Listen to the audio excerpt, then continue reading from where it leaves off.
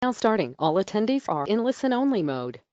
Hi, everyone, and thank you for joining our October Pennsylvania Broker Roundtable on justifying your commission to buyers and sellers, hosted by our Pennsylvania broker, Dan McIntosh. Before we begin, I want to remind everyone of a few tools we have here at Allison James. First, I want to remind everyone about our agent referral map. When you go to the referrals section of your Allison James University dashboard, you will see a link for the agent referral map. This map is a great way not only to see all the areas in which Allison James agents are located, but you can also use this map to refer any clients to any other Allison James agent. Keep in mind that this map is opt-in only.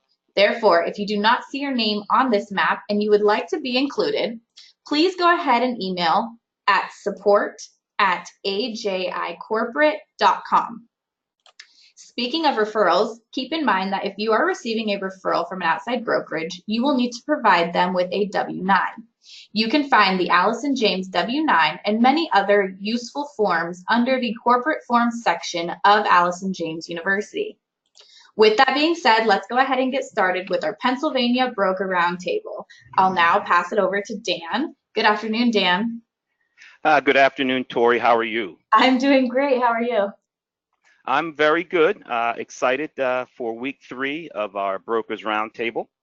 And I'm ready to sort of just jump right in. I want to say, first of all, say thanks to everybody who was able to make our Lunch and Learn last week. We had a fantastic turnout. We had several Allison James Estates and Homes agents from PA attend, and it was a really great event. So kudos to Jessica and Victoria and the entire Allison James staff for making that happen. Now, this week we are going to talk about 3 ways to justify your real estate commission, and then a subset to that would be do not underestimate the power of expireds or premium service. So, have you ever wondered why sellers and buyers constantly grind on you about your commission?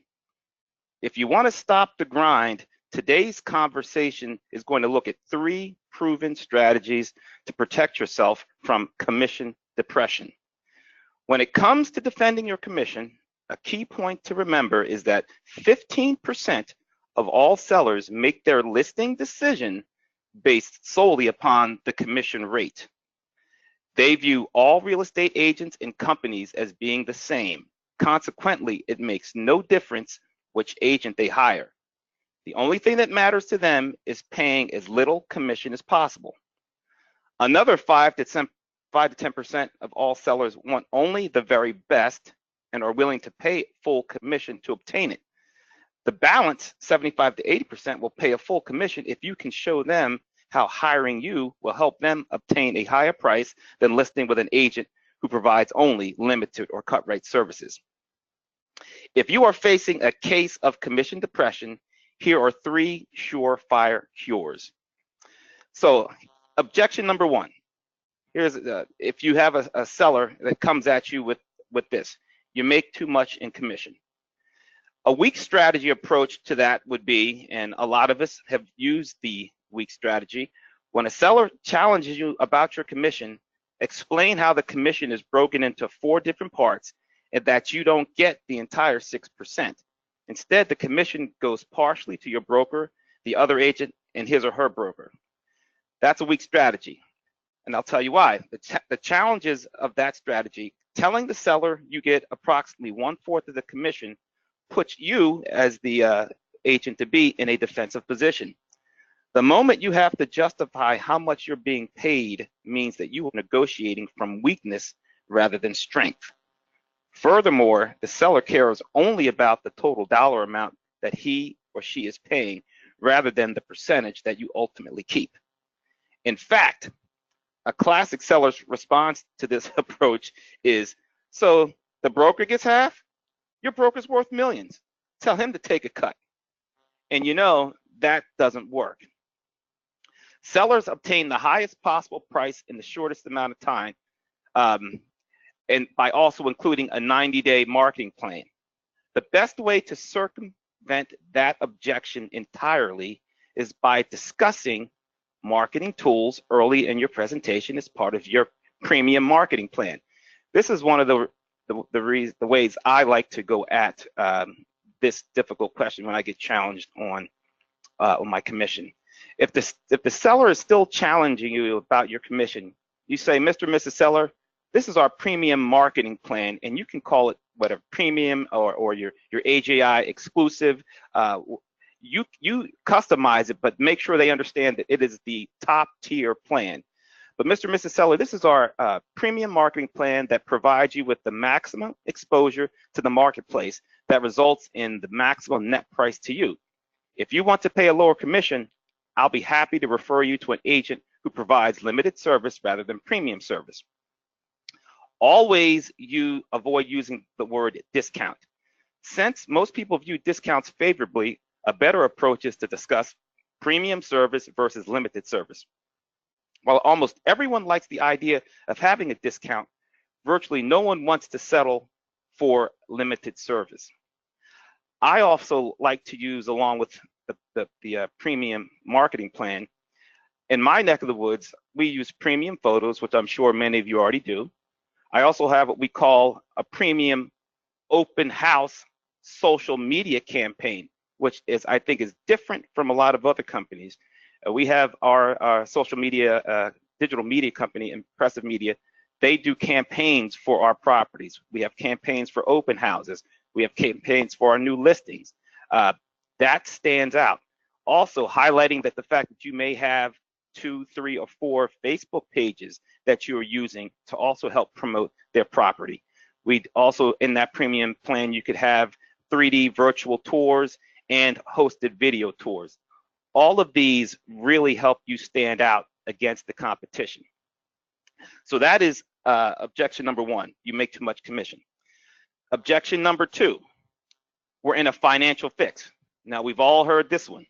You know, here you come, I want to sell my house, but you know, my mortgage is high, I've got bills, I'm tight, I can't afford to pay. Weak strategy is to tell the seller that he should list at a higher commission because buyer's agents show the properties with the highest commissions first. Now, the challenges to that response, even if the statement above is true, discussing what other firms or agents do in terms of earning a full commission can put you on shaky ground in terms of avoiding antitrust issues. Furthermore, if you have a sharp seller, you may hear, fine, we'll pay the buyer's agent 3% and you can take 2%. And I never, ever discuss what other agents are doing, and it's good practice for you not to do that either. Better approach, show the seller the expireds. It's much easier to persuade a seller when he arrives at a conclusion rather than you telling him the conclusion you should like him to make. And here's how to say it. Mr. Seller, take a look at this printout of properties that expired versus those that went under contract. What pattern do you see with respect to the commissions? In virtually all areas, the bulk of the expired listings will be at lower commissions. And you and I, again, if you've been in the business long enough, and there are agents out there that are specifically focusing on expired listings because that is a great market. You already know those folks want to sell a home, that you can continue. You pay a commission only when your property sells. When your listing doesn't sell, the amount of the commission you negotiated is irrelevant. So you already know when you show them the list of the expired, you see there's lower commissions, but there's also a reason it didn't sell, and typically it could be because there's a lower commission. Objection number 3. John Smith offered the same services for 5%. Weak strategy. This is a weak strategy.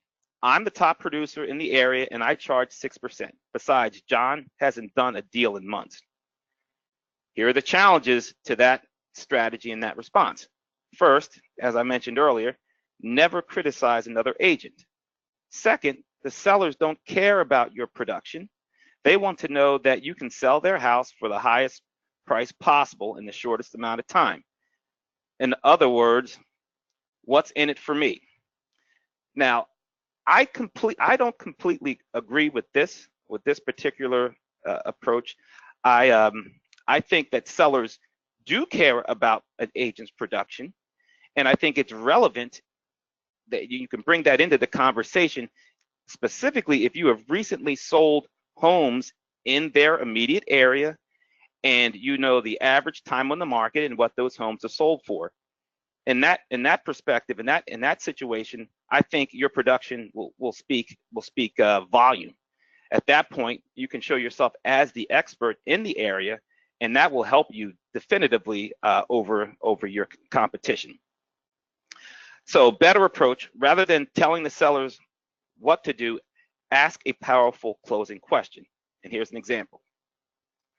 Mr. and Mrs. Seller, in order to obtain the highest possible price for your property, you will need an agent who has powerful negotiation skills, correct? Then how effective do you think I would be when negotiating on your behalf if I couldn't even negotiate a full commission for myself? The moment you shift from questioning to telling, you lose the battle. Using the weak strategies I mentioned above places you on the defensive. The better approach uses questions to help the sellers arrive at their own conclusions. In fact, a well-known negotiation secret is that the person asking the questions is the one who controls the negotiation. The bottom line is that the cure for commission depression is to ask great closing questions while simultaneously focusing on the seller's real concern. What's in it for me? So if I can conclude on that last line, and I'm going to repeat it, the cure for commission depression is to ask great closing questions while simultaneously focusing on the seller's real concern. What's in it for me? What's in it for me is highest price. If you can push your premium marketing plan, create and develop a marketing plan that is bar none, that you're at the top of your game. And I'm telling you right now, in our area, most agents aren't doing videos. They're not doing 3D virtual tours. They're not doing social campaigns, digitally social media open house campaigns, and they're not doing hosted video tours. The reason I know, because I'm getting so many views, and so are other agents in our office that are doing them on Facebook, on Instagram, on Twitter. So it's imperative that you step up your game with your listing presentation, and basically you go on the offensive with questions and you control the conversation. That's how we avoid the commission depression and how we justify our real estate commission. I hope that was helpful for you. That is the end of the Brokers Roundtable. I hope you found it helpful, and as I've been told, it will be recorded and saved for future reference. If any of you have questions, please feel free. You can reach out to me directly via email or cell, and I'll be happy to go over that in more detail with you. I hope this has been helpful, and that you have a great day. Tori? Thank you, Dan, and thank you everyone for joining us on our Pennsylvania Broker Roundtable, and of course a special thank you to Dan for all of your wonderful insight as always, and for putting together such a great topic and presentation. We hope to see you all next month for another Pennsylvania Broker Roundtable. Thanks again, and I hope everyone has a wonderful week. Bye, everyone. Bye, guys. Make it a great day.